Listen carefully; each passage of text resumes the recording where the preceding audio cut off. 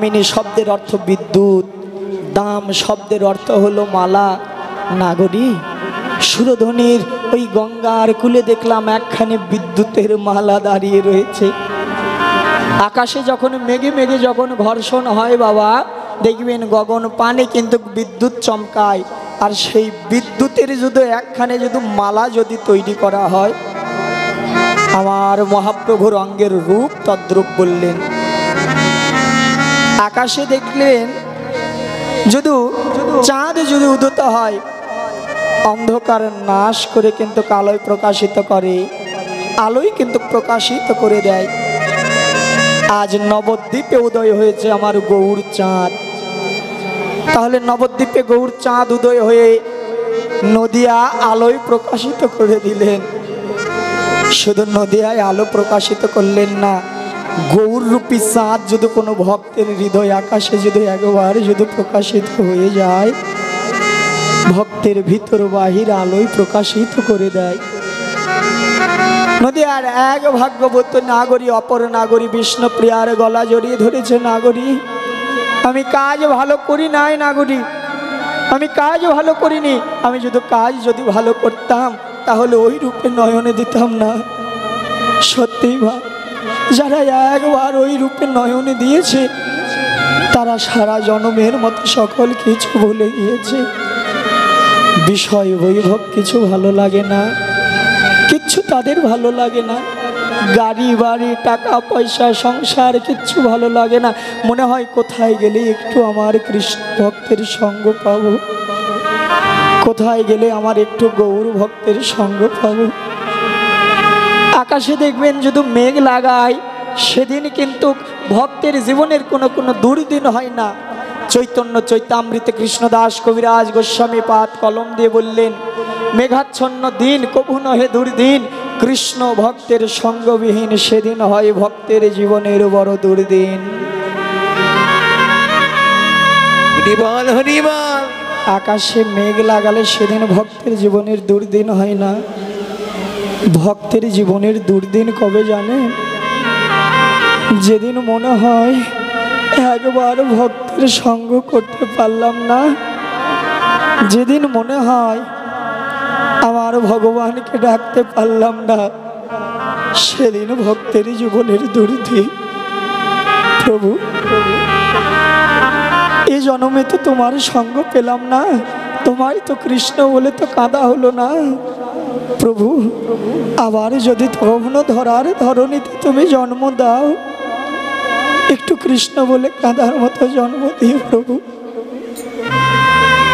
একটু কৃষ্ণ বলে কাঁদার মতো জন্ম দিও। যেন হা গৌর বলো নবদ্বীপে ধুলার মাঝে যেন গড়াগড়ি দিয়ে যেন কাঁদতে পারি।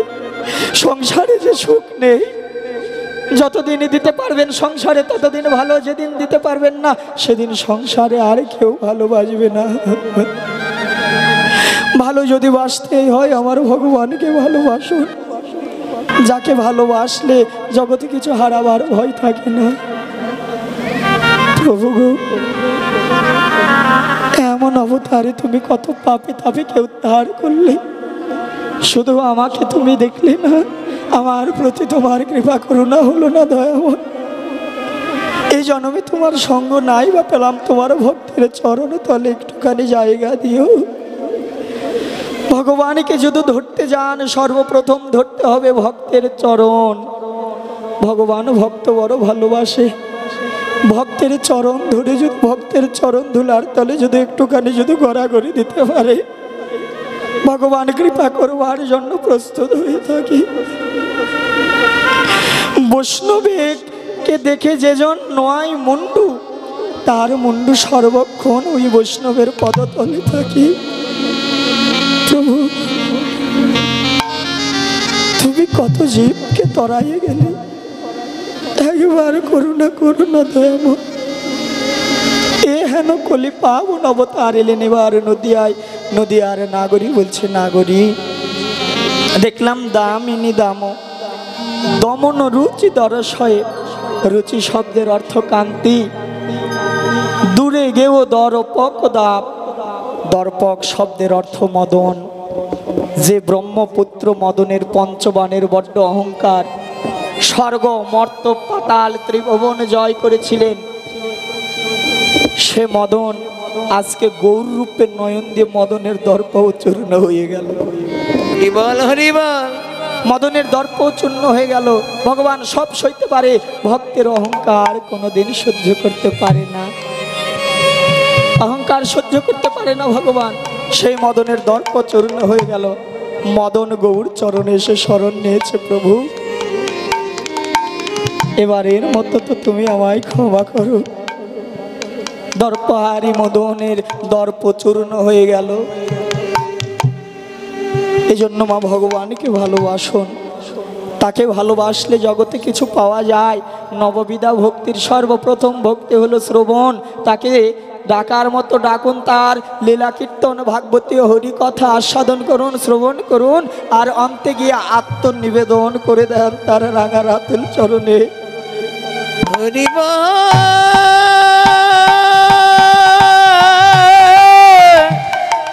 হরিবল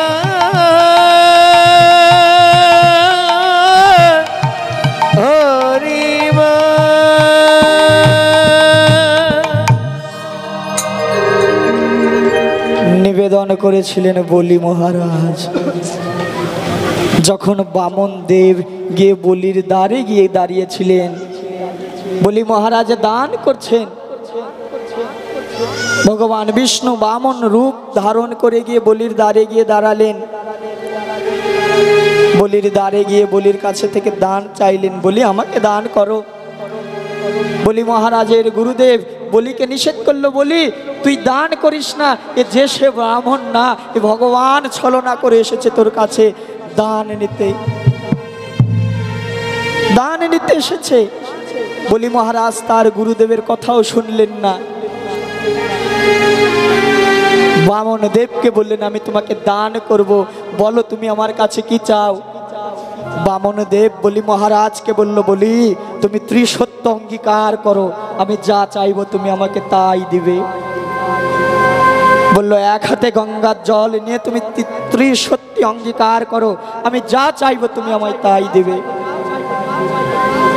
শিষ্যর যদি কোনো অমঙ্গল হয়, শিষ্য যদি কোনো কুপথে চলে যায়, সর্বপ্রথম তার গুরুদেব তাকে সুপথে আনবার জন্য চেষ্টা করে।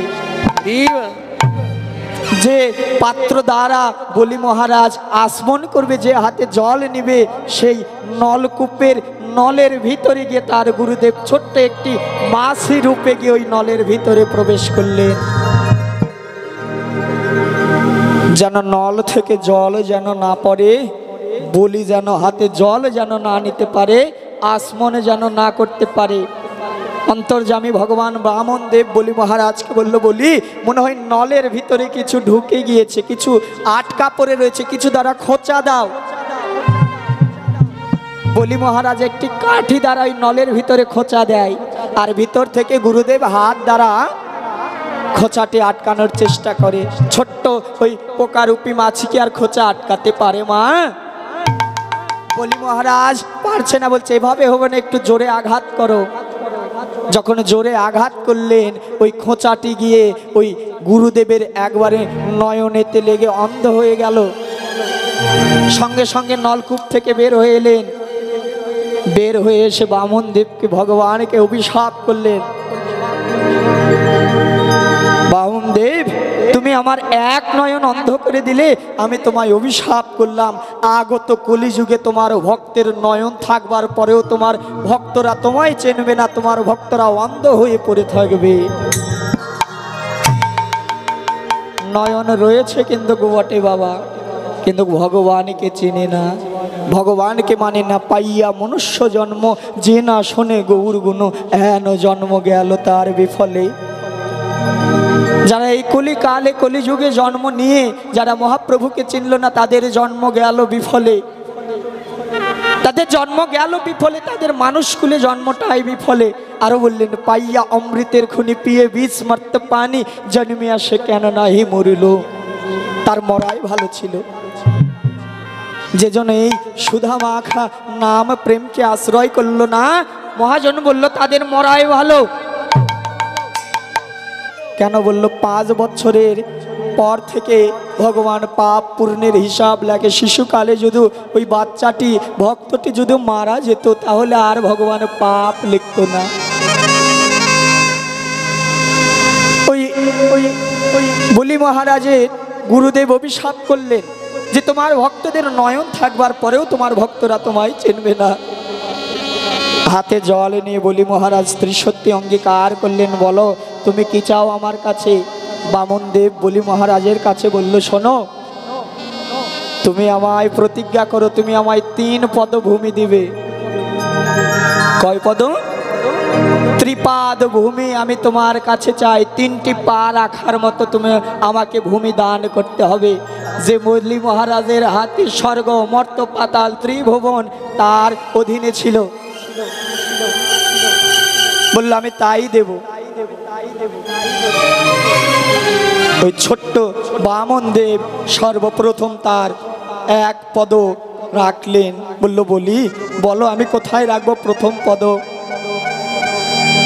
বলল, প্রভু সর্বপ্রথম তুমি ভূমিতেই রাখো।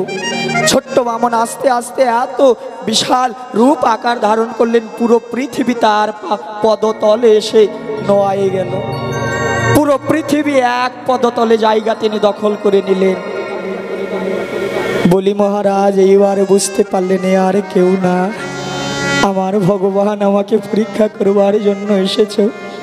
প্রভু প্রথম পদ যখন তুমি এই ভূমি দখল করে নিয়েছো, দ্বিতীয় পদ তুমি রাখো স্বর্গতে। দ্বিতীয় পদ রাখলেন স্বর্গ, স্বর্গ পুরোটাই দখল করে নিলেন। এবার নাভি যুগল থেকে আরেকটি পদ বের হলেন। বলিকে বলছে, বলি এবার আমি এই পদটা কোথায় রাখবো। বলি দেখলেন ভুবন, এই ত্রিভুবন সব কিছু তার অধীন হয়ে গেল, আর একটি পা রাখার মতো জায়গা নেই। প্রভু কোথায় আর রাখবে। এই যে দেখছো এই দাস, এই দাসের মস্তকে তোমার 3য় পদ চরণটা রাখো। এই দাসের বলির মস্তকে তোমার 3য় চরণটা রাখো। নিবেদন করে দিলেন প্রভুর রাঙা রাতলে চরণে নিজেকে। বামন দেব তার 3য় পদ বলির মস্তকে রাখলেন। বলি হাত জোর করে চলে গেলেন একেবারে পাতালে। হাত জোর করে 2টি নয়ন জলে কাঁদতে কাঁদতে প্রভুর দিকে বলছে, প্রভু এইবার আমার প্রতি তোমার কৃপা করুণা হলো। এই অধমের মস্তকে চরণ যুগলে তুমি রাখলে, একটি নিবেদন তুমি রাখবে দয়াময়। এভাবে যেমন তুমি এ যুগে তুমি আমায় চরণ দিয়েছো এই পাপীর মস্তকে, কথা দাও প্রতিটি জন্মে জন্মান্তরে তুমি এভাবে আমায় চরণ দেবে।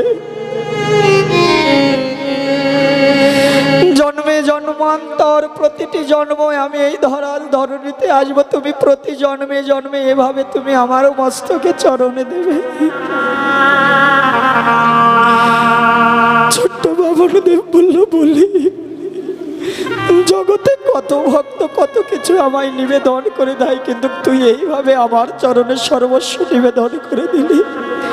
কথা দিলাম বলি, জানিস জগতে সকলে রয়েছে, কিন্তু আমার ভক্ত ছাড়া কেউ নেই পৃথিবীতে। বলি এই যে আমি তোকে চরণে দিয়েছি, আমি কথা দিলাম এ যুগে শুধু নয়, আমি প্রতি জন্মে জন্মে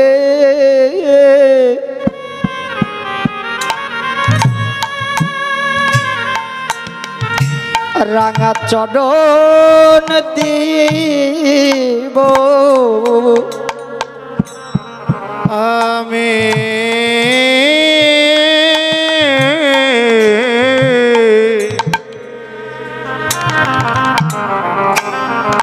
প্রতি জনমে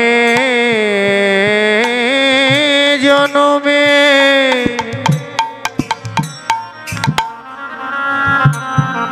ওই রাঙা চর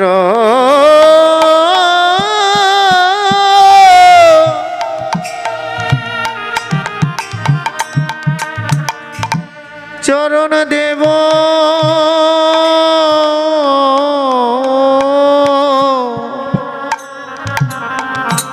আমি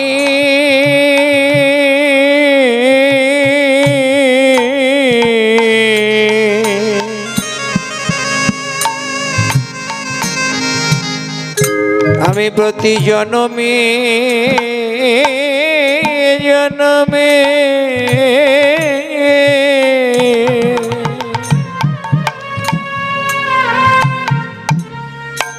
রঙ্গচর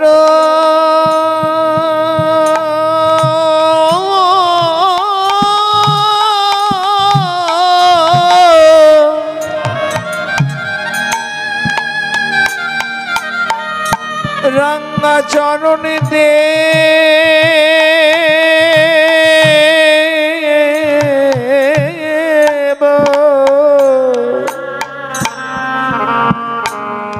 কথা দিলাম আমি শুধু এ জন্মে নয় প্রতি জন্মে জন্মে চরণ দেব তোকে। বলি মহারাজ তখন বামন দেবের চরণ তলে পড়ে গিয়ে বলে, প্রভু গো জানোই আমায় তুমি চরণ ছাড়া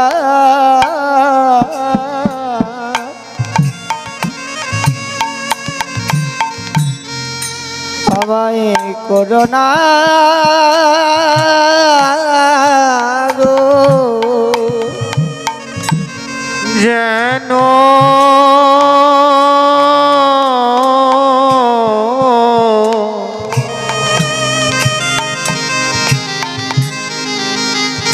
তুমি চরণ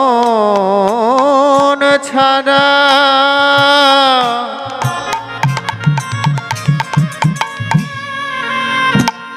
আমায় করো না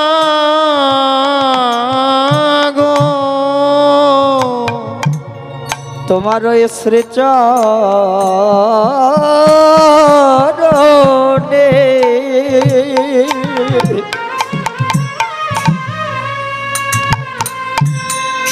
শ্রীচরণে এই নিবেদন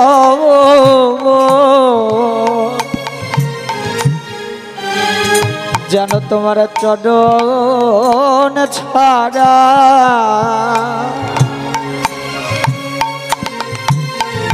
করোনা গো। তোমার ওই শ্রীচরণে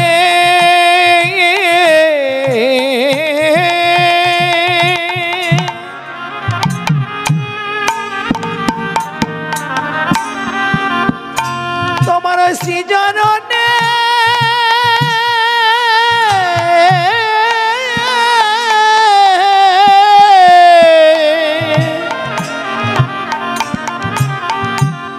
আমার এই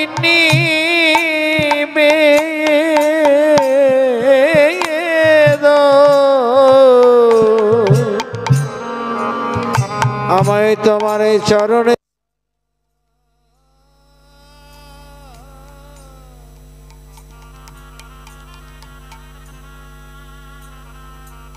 আমায় করো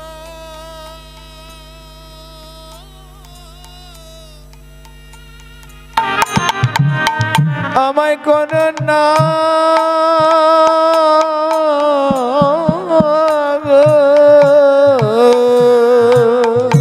ভক্তরা ভগবানের কাছে ধন সম্পদ টাকা পয়সা চাই না, ভক্তরা চাই শুধু ওই ভগবানের রাঙা রাতুল চরণ। প্রভু গো শুধু জনমে জনমান্তরে তোমার ওই রাঙা রাতুল চরণ যুগলে দিও। বলি মহারাজ অন্তে আত্মনিবেদন করে দিলেন প্রভুর রাঙা রাতুল চরণে। নদী আর সেই নাগরী আজ গোড়া রূপে নয়ন দিয়েছে। নাগরী দেখলাম দামিনী দাম একখানি বিদ্যুতের মালা, দমন রুচি দরশয়ে দূরে গেও দর্প কদাপ দর্প কদাপ। মদনের দর্প চূর্ণ হয়ে গেল। আরে কি দেখলাম জানিস? দেখলাম সনক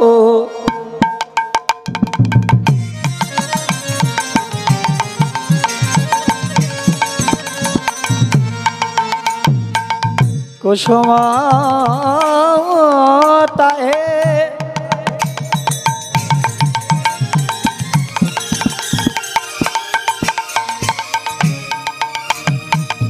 अरे कोन गुनी अरे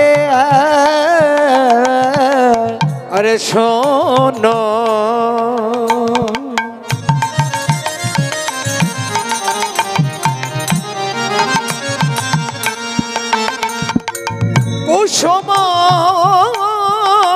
कुसुमताहे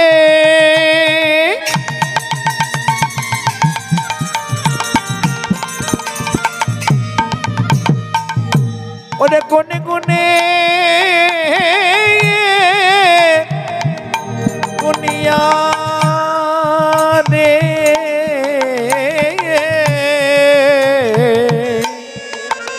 अरे पातर अरुण सन्ताप ओई ना पातर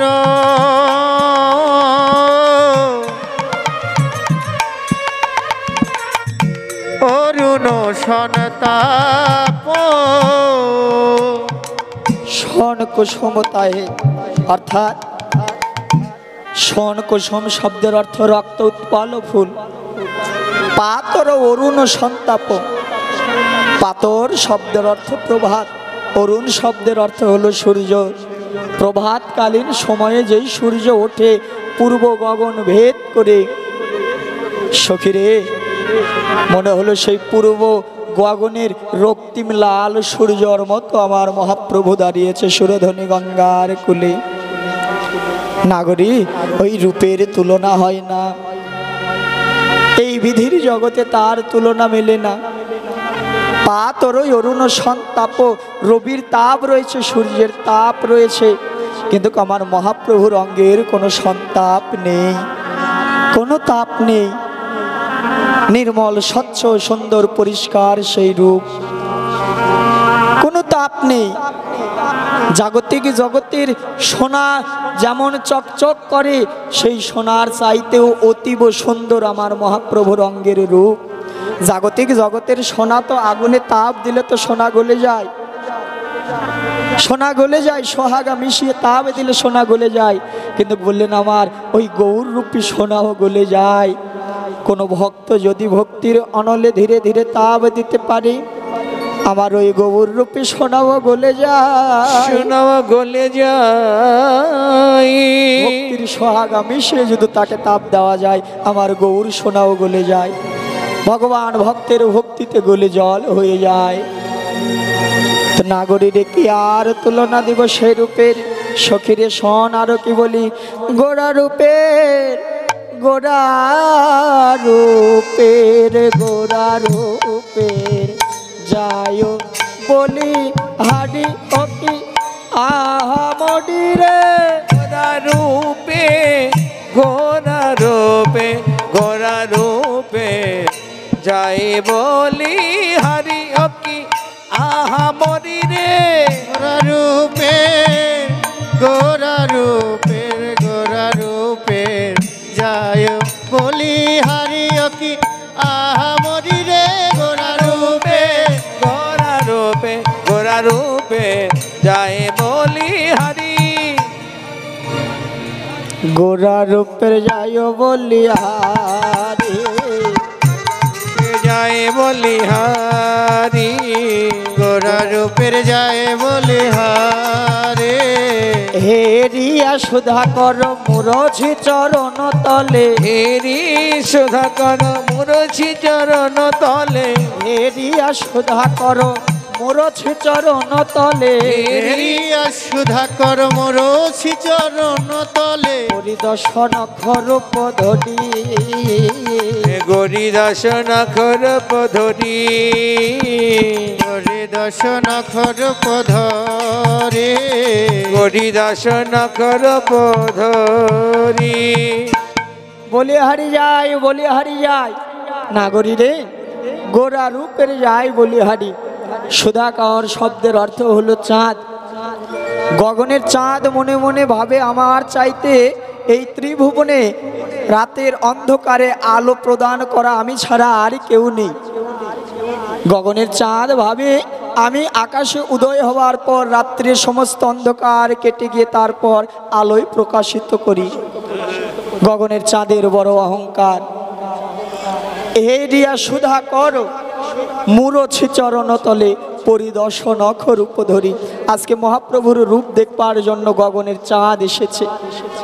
চাঁদ এসে দেখে যে তার চাইতে অতীব সুন্দর ওই নবদ্বীপের গৌর চাঁদ।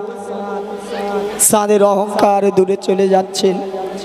গগনের চাঁদ গৌররূপী চাঁদকে বলছে, হ্যাঁ গো, তুমি তো নদিয়ার চাঁদ, তুমি কোথায় কোথায় আলো প্রদান করতে পারো।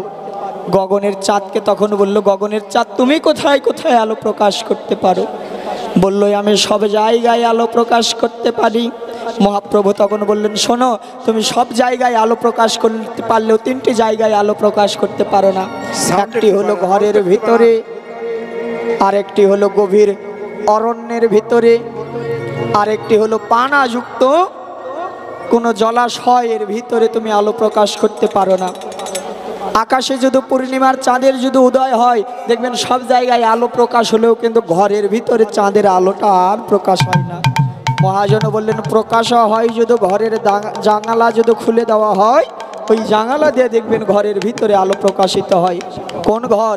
আমার এই হৃদয় ঘরের কথা বললেন।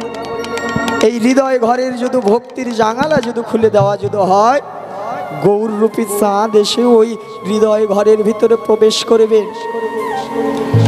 একটি ব্যক্তি জানালা খুলে বসে রয়েছে, সেই পথ দিয়ে তার বন্ধু যায়। বন্ধুকে ডাকছে, হ্যাঁ গো বন্ধু, আসো একবার আমার ঘরের ভিতরে প্রবেশ করো। বারবার ডাকছে জানালা দিয়ে। বন্ধু যখন তার দ্বারে গিয়ে দাঁড়ালো, দ্বারে গিয়ে দেখে তার সদর দরজাটি বন্ধ করা। বন্ধু আর ঘরের ভিতর প্রবেশ করতে পারলো না। ওই জানালাতে এসে আবার বন্ধু কলে বলে, বন্ধু তুমি তো আমায় বারবার তো ডাকলে, কিন্তু তোমার ঘরে গিয়ে তো দেখি তোমার ঘরের দরজা তো বন্ধ, সদর দরজা বন্ধ, প্রবেশ আর করতে পারলেন না। আমরাও ডাকছি ভগবানকে ঠিকই, কিন্তু হৃদয়ের ভক্তির দরজা যদি বন্ধ করে যদি ভগবানকে যদি ডাকি, ভগবান ভক্তি হৃদয় মন্দিরে আর প্রবেশ করতে পারবে না। ভক্তির দ্বার উন্মোচন হবে কিভাবে? বললেন, শ্রী গুরুদেবের চরণ যুগল আশ্রয় করে যেদিন কাম বীজ কাম গায়ত্রী বসে থেকে সাধন ভজন করতে পারবে, যেদিন তাকে ডাকার মতো ডাকতে পারবে, ওই ভক্তিতে দেখবে হৃদয় মন্দিরে দ্বার খুলে গিয়েছে। বললো, সব জায়গায় তুমি আলো প্রদান করতে পারলো, তিনটি জায়গায় আলো প্রদান করতে পারো না। আর আমি গৌররূপী চাঁদ, আমি সব জায়গায় আলো প্রদান করতে পারি। আমি যদি কোনো ভক্তের হৃদয় মন্দিরে যদি প্রবেশ করি, তার সেই ভক্তের দশা কি হয় জানো? তার যে ভিতর বাহির,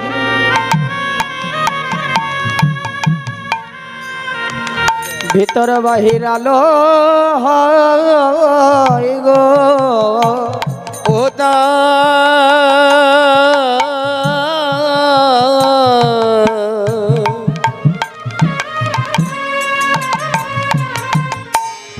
ও তার ভিতরে বাহি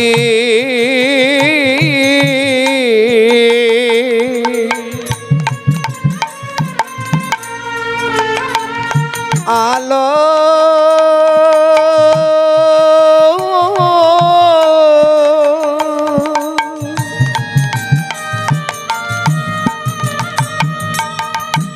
আলো হয় গো। তার ভিতর বাহির আলো হয়ে যায় যদি গৌররূপী চাঁদ যদি কোনো ভক্তের হৃদয় মন্দিরে প্রবেশ করে। গগনের চাঁদ আকাশ থেকে পড়ে গেলেন প্রভুর চরণ তলে। পরিদর্শন নখর উপধরি, প্রভুর 10টি নখের উপরে ওই গগনের চাঁদ গিয়ে শরণ নিলেন। 10টি নখের উপরে ওই চাঁদ 10টি খণ্ডে বিভক্ত হয়ে প্রভুর 10টি নখের উপরে গিয়ে শরণ নিলেন। প্রভু, এই তোমার চরণে শরণ নিলাম, তুমি যেন আমায় চরণ ছাড়া আর করো না, আর যেন চরণ ছাড়া করো না। গগনের চাঁদ এসে মহাপ্রভুর চরণ তলে শরণ নিলেন।